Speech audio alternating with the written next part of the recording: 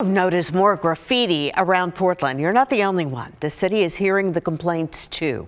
And the new budget that kicks in July 1st is dropping big money to clean it up. KGW's Nina Melhoff is live in the Lentz neighborhood of Southeast Portland, where it's been a pretty big problem. Nina?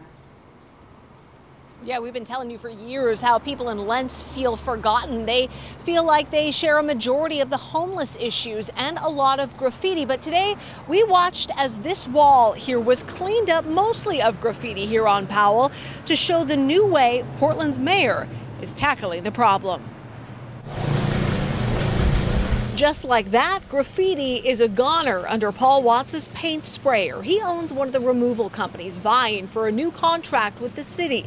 It'll use a different approach than years before. We're waiting for people to report graffiti. We're waiting maybe 2, 3, 4 weeks before it goes through the system. Right now, we're actively setting zones, setting routes. Just getting it done where they see it, even asking private property owners. It means 1.2 million more square feet of graffiti than before will be removed every year.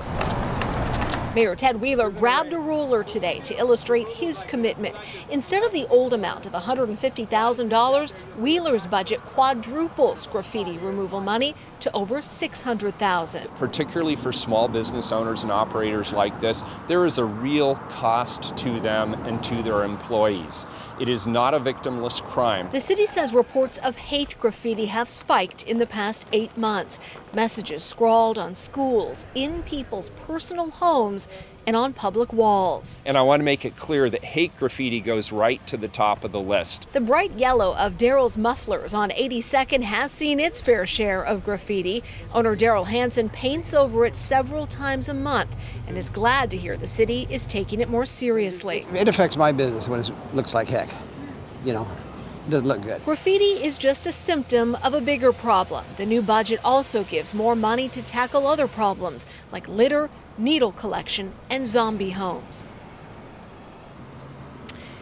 So the city will respond to any request for help, but the idea is not to keep going back to private properties and doing this for free. That's why they're educating owners how to keep graffiti away and even giving away free paint and supplies so people can do it themselves after a while. We will put the hotline number and the email on kgw.com.